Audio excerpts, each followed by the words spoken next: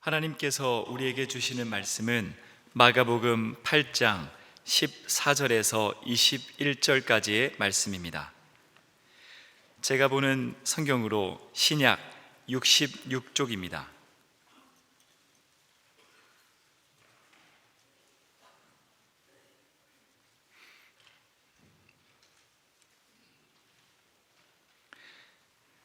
하나님의 말씀을 봉독하겠습니다. 제자들이 떡 가져오기를 잊었음에 배에 떡 한 개밖에 그들에게 없더라. 예수께서 경고하여 이르시되 삼가 바리새인들의 누룩과 헤롯의 누룩을 주의하라 하시니 제자들이 서로 수군거리기를 이는 우리에게 떡이 없음이로다 하거늘 예수께서 아시고 이르시되 너희가 어찌 떡이 없으므로 수군거리느냐 아직도 알지 못하며 깨닫지 못하느냐 너희 마음이 둔하냐 너희가 눈이 있어도 보지 못하며 귀가 있어도 듣지 못하느냐 또 기억하지 못하느냐 내가 떡 5개를 5,000명에게 떼어줄 때에 조각 몇 바구니를 거두었더냐 이르되 12이니이다 또 7개를 4,000명에게 떼어줄 때에 조각 몇 광주리를 거두었더냐 이르되 7이니이다 이르시되 아직도 깨닫지 못하느냐 하시니라. 아멘. 어떤 사람이 조그만 식당에 들어가서 소고기 국밥을 주문했습니다. 그 식당 사장이 서빙을 하는데 국밥을 가져다가 식탁에다 이렇게 내렸는데 보니까 엄지손가락을 국밥 안 국물에 푹 담가가지고 그릇을 잡아서 놓는 것이었습니다. 그걸 지켜보던 손님이 얼굴을 찌푸리면서 식당 사장에게 말했죠. 저 사장님, 국밥 국물 안에 사장님 손가락이, 그러니까 그 식당 사장은 서슴없이 대답했어요. 괜찮습니다. 저는 안 뜨거워요. 그 사장은 손님이 지금 무엇을 말하는지를 제대로 알아듣지 못한 거죠. 자기 손가락 뜨거운 거 걱정해 주는 줄 알고 손가락을 담가서 그 국밥이 불결하다는 얘기를 하고 있는데 그렇게 들은 것입니다. 그런 식당 사장은 손님들이 국밥을 남기고 가면 이 손님이 맛이 없어서 국밥을 남겼나? 이런 고민을 하는 게 아니라 양이 많아서 남겼겠지. 앞으로 양을 줄여야 되겠다. 이렇게 생각을 할 것입니다. 상대방이 하는 말을 잘 알아듣고 깨닫는 사람은 지혜로운 사람입니다. 근데 반대로 무슨 소린지를 알아듣지 못하고 깨달아야 할 것을 깨닫지 못한다면 그처럼 답답할 데가 없지요. 그걸 어리석은 사람이라고 말을 합니다. 오늘 본문 말씀에서도 예수님은 제자들에게 답답함을 느끼셨나 봅니다. 예수님께서 하시는 말씀을 제자들이 잘 알아듣지 못했습니다. 그래서 적어도 7개의 질문을 계속 연이어하시면서 제자들과 말씀하셨습니다. 예수님은 제자들에게 기억이 나게 하고 생각하게 하고 또 깨달음을 얻게 하시려고 질문을 하셨습니다. 본문은 마가복음 8장이죠. 앞에 6장에 예수님께서 보리떡 5개와 물고기 2마리로 5,000명을 먹이신 이적을 행하신 사건이 기록이 되어 있고, 그리고 본문 앞에 1절부터 10절에는 보리떡 7개와 물고기 2마리로 4,000명을 배불리 먹이신 이적을 행하셨습니다. 그리고 그 다음 11절부터 13절까지는 바리새인들이 예수님을 찾아와 예수님을 힐난하고 시험하고자 하는 말을 했죠. 그래서 하늘로부터 오는 표적을 보여달라 요구했습니다. 예수님은 그동안 예수님이 행하신 많은 이적들을 그들이 보고 듣고 경험했음에도 불구하고 표적을 구하는 세대를 향해서 탄식을 하셨습니다.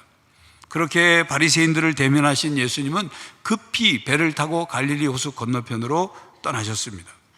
배가 갈릴리 호수 위를 건너고 있을 때 제자들은 자기들이 떡 챙겨오는 것을 잊었다는 것을 알게 되었습니다. 배에는 떡 1개밖에 없었습니다. 14절이죠. 제자들이 떡 가져오기를 잊었음에 배에 떡 1개밖에 그들에게 없더라. 아마도 제자들은 배 안에서 먹을 떡을 챙겨오지 못한 것에 대해서 무슨 죄책감 같은 것을 느꼈는지도 모르죠. 그때 예수님께서 제자들에게 경고하는 말씀을 하셨습니다. 15절입니다.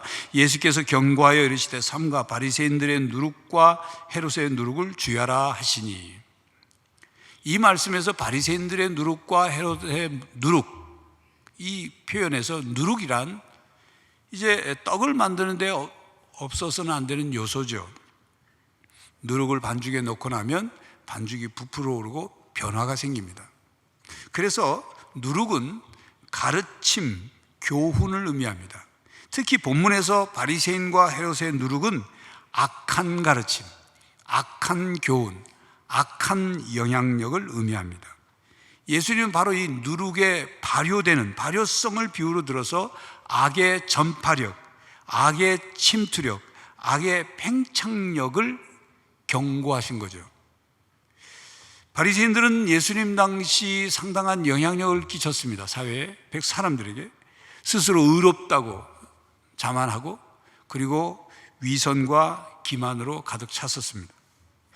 본문에서 헤롯의 누룩할 때 헤롯은 헤롯 왕을 지칭하기도 하지만 헤롯을 지지하는 유다인들의 그 헤롯파를 의미하기도 합니다. 이 헤롯파들은 혼합주의, 물질주의 그리고 정치적 기회주의자들로 유명했습니다.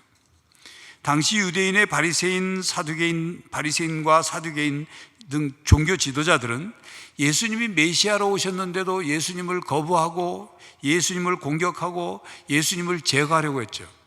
그리고 자기들만 예수님을 거부하는 것이 아니라 백성들에게 예수님에 대한 불신앙을 갖도록 뭔가를 자꾸 퍼뜨렸어요.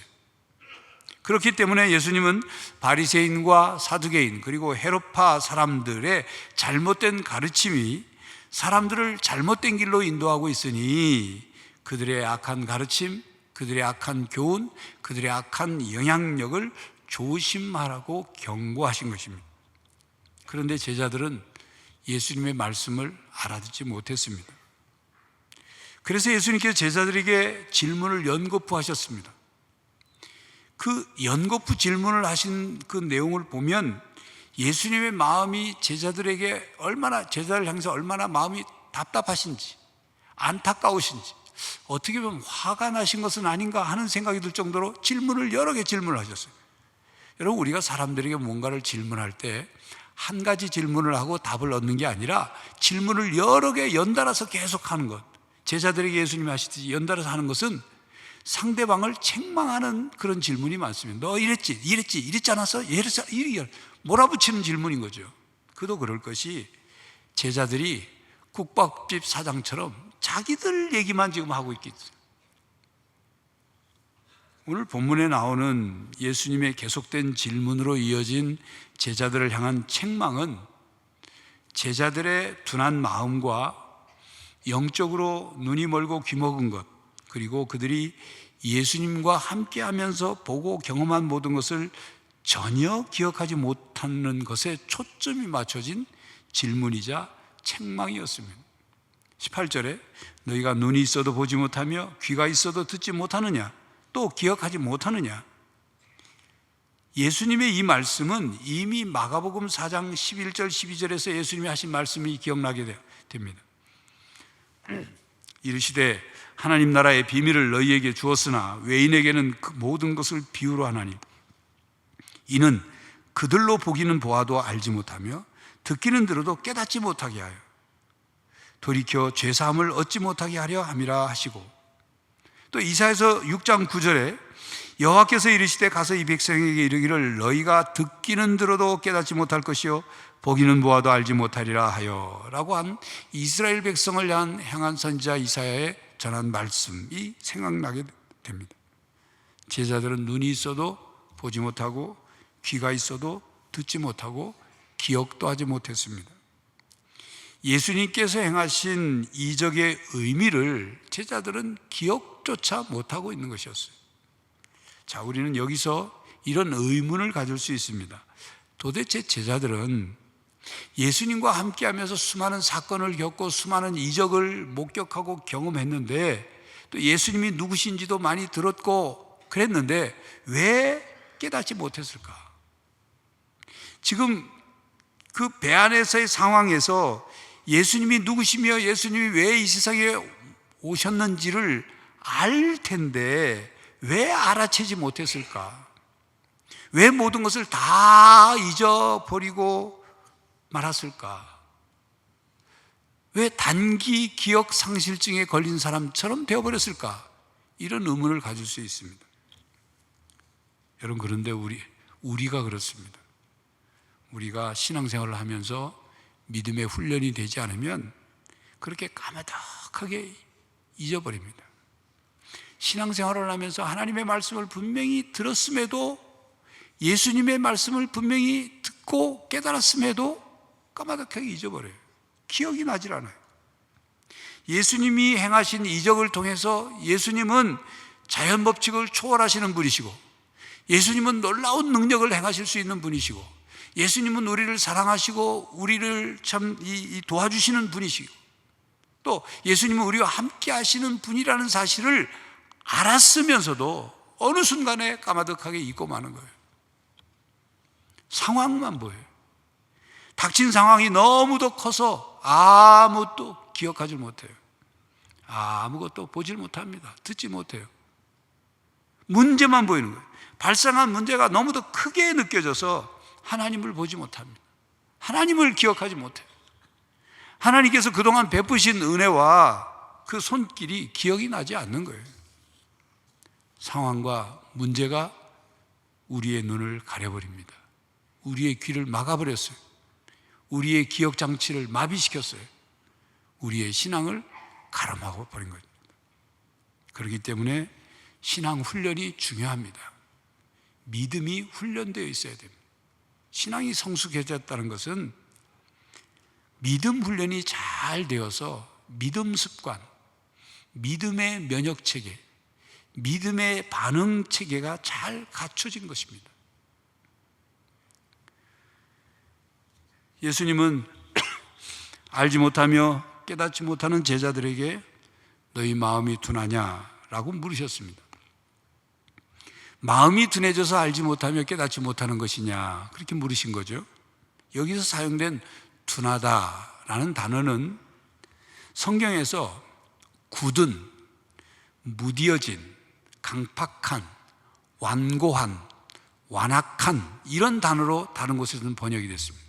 같은 단어이지만 문맥에 따라서 이렇게 번역을 했습니다. 그러니까 마음이 둔한 상태, 그거는 마치 마음이 굳은 살이 배긴 것 같다 그 말이에요. 굳었다, 무뎌졌다, 강팍해졌다, 완악해졌다. 우리의 손이나 발뒤꿈치에 굳은 살, 그것은 거칠죠. 그리고 무감각합니다.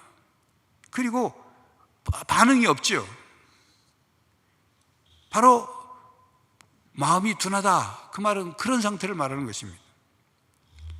미국 캘리포니아 디뉴바 제1침례교회 목사인 톰 카터는 자신의 저서에서 둔한 마음의 5가지 징후를 소개했습니다.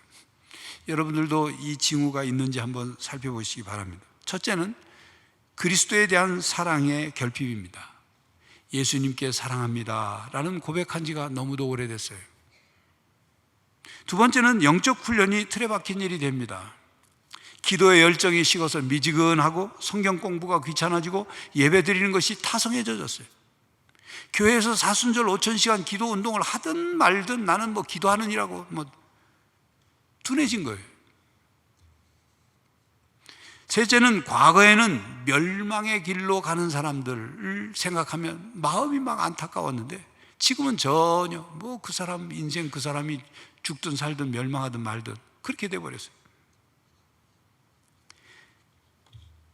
넷째는 양심의 침묵으로 죄책감을 느끼지 않으면서 죄를 짓는 법을 배웁니다. 반복된 죄를 짓고서도 돌이킬 생각을 하지 않아요. 그 다음에 5번째로는 하나님과 하나님의 일에 비판적인 마음이 생깁니다. 건설적인 비판을 말하는 것이 아니라 하나님의 일에 대해서 하나님을 사랑하는 마음이 식어진 상태에서 비판하는 거예요. 강팍해진 마음으로 불평, 불만, 원망을 하는 것입니다. 이스라엘 백성들이 광야에서 그랬죠. 그저 툭하면 불평, 툭하면 원망. 그렇기 때문에 시편 95편 8절에 이렇게 말씀합니다. 너희는 무리바에서와 같이 또 광야의 마사에서 지냈던 날과 같이 너희 마음을 완악하게 하지 말지어다. 시편 3장 8절에도 광야에서 시험하던 날에 거역하던 것 같이 너희 마음을 완고하게 하지 말라. 마음이 둔해지지 말라는 거예요. 여러분, 왜 그렇게 마음이 둔해질까요? 왜 우리의 마음이 완고해지고 완악해질까요? 찰스 스윈돌 목사는 이렇게 말했습니다. 어떤 정원도 갑자기 가시로 뒤덮이지 않습니다. 어떤 교회도 갑자기 분열되지 않습니다. 어떤 건물도 갑자기 무너지지 않습니다. 어떤 결혼도 갑자기 깨어지지 않습니다. 어떤 나라도 갑자기 이류 국가로 전락하지 않습니다. 어떤 사람도 갑자기 비열해지지 않습니다. 천천히, 거의 감지할 수 없을 정도로 한때는 싫다고 거부되었던 것들이 받아들여집니다. 한때는 해롭다고 여겼던 것들이 이제는 비밀리에 허용이 됩니다. 처음에는 이것이 해롭지 않고 심지어 신나 보이기까지 합니다. 하지만 도덕적 침식이 영적 부패를 낳듯이 이것이 만들어 놓은 작은 틈은 점점 넓어져 협곡이 됩니다. 옳게 보이는 그 길이 사실은 사망의 길이 됩니다. 그런 말을 했어요. 그렇게 조금씩 우리 마음이 둔해지고 완악해지면 하나님의 진리가 보이지 않습니다. 무지함에 빠집니다. 우리의 완악해진 마음 때문에 하나님께서 근심하시고 예수님께서 슬퍼하십니다. 성령님이 탄식하시게 됩니다. 그래서 돌이키지 않으면 그 끝은 뻔한 거예요.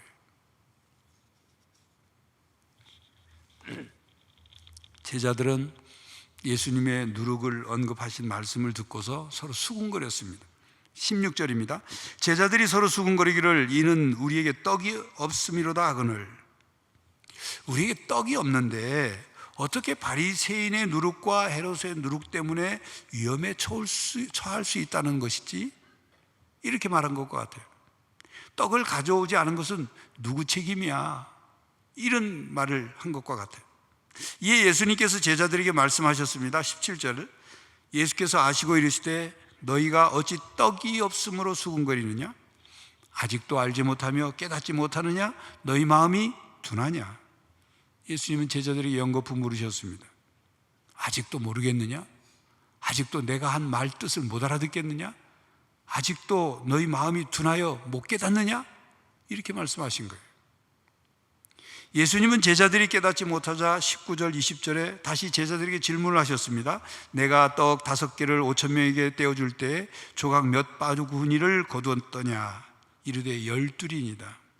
또 7개를 4,000명에게 떼어줄 때 조각 몇 광주리를 거두었더냐? 이르되 7이니이다. 예수님은 아직도 둔한 마음을 지닌 제자들이 5병이어 기적과 7병이어 기적을 기억해낼 수 있도록 질문하셨습니다. 제자들은 예수님의 질문을 듣고 그 이적들을 기억해내고 대답을 했죠. 그러자 예수님이 다시 그들에게 질문하셨습니다.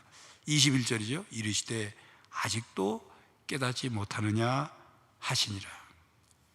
예수님은 제자들에게 이적의 현장으로 기억을 소환하여 그 이적이 얼마나 크고 놀라운 이적이었고 어느 누구도 상상할 수 없고 행할 수 없는 일을 예수님께서 하셨다는 것을 깨닫게 하시고 예수님께서 행하신 이적들을 경험한 제자들이 어떤 믿음을 가지고 살아야 하는지를 기억하고 깨닫게 하시기 위해서 질문을 하셨습니다.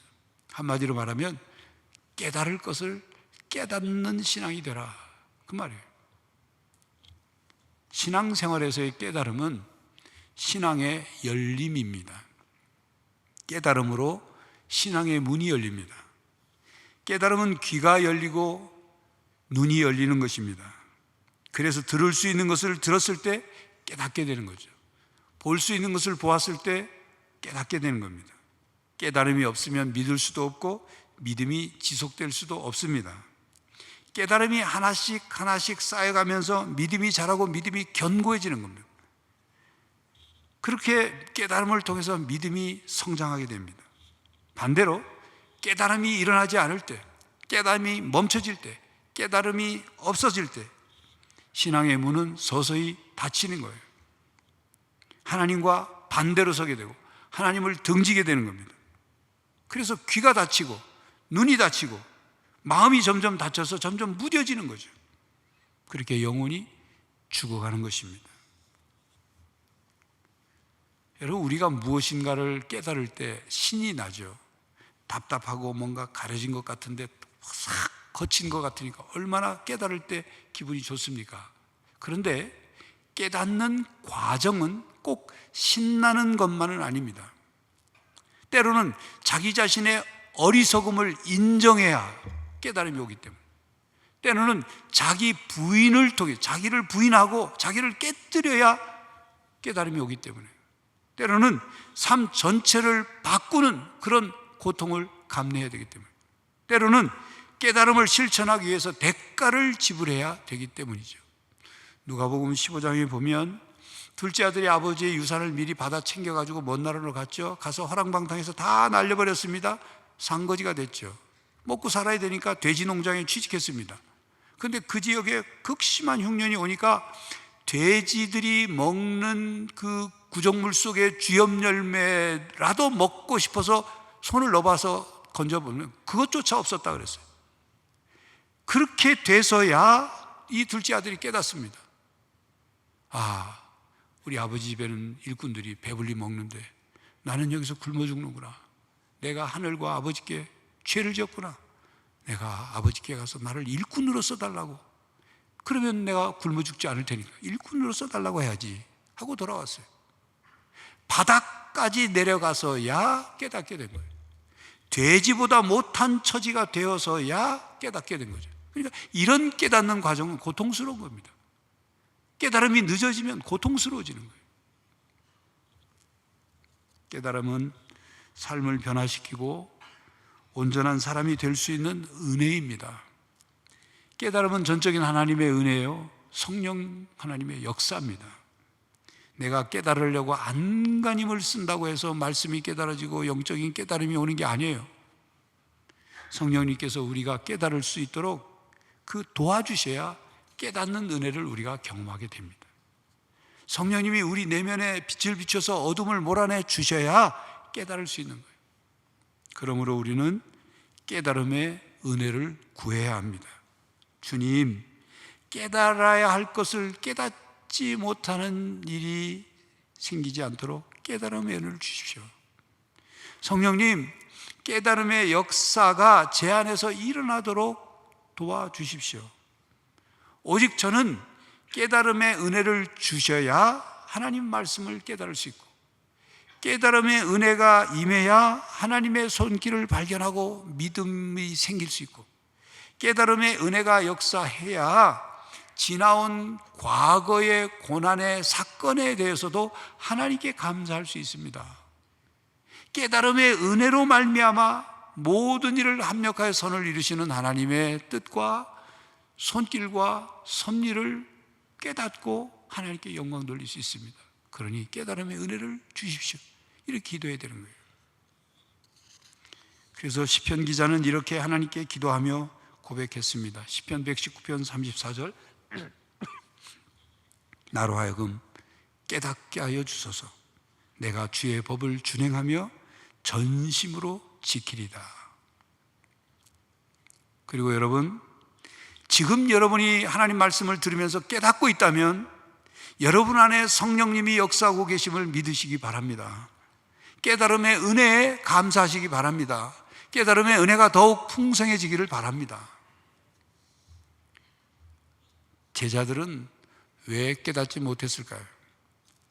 제자들은 떡을 가지고 오지 못한 것에 마음이 매몰되어 있습니다. 떡 안 가져왔는데 거기에 마음이 묶여져 있었던 거예요. 또 제자들은 예수님의 말씀을 문자적으로 듣고 문자적으로만 이해하려고 했어요. 제자들은 자신들이 보고 듣고 경험한 것을 기억하지 못했습니다. 그리고 그 경험한 것을 믿음으로 계속 이어가지 못했어요. 이에 아직도 알지 못하며 깨닫지 못하느냐는 제자들에게 하신 예수님의 질문은 신앙의 그 다음 단계로 나가야 하지 않느냐 하는 뜻입니다.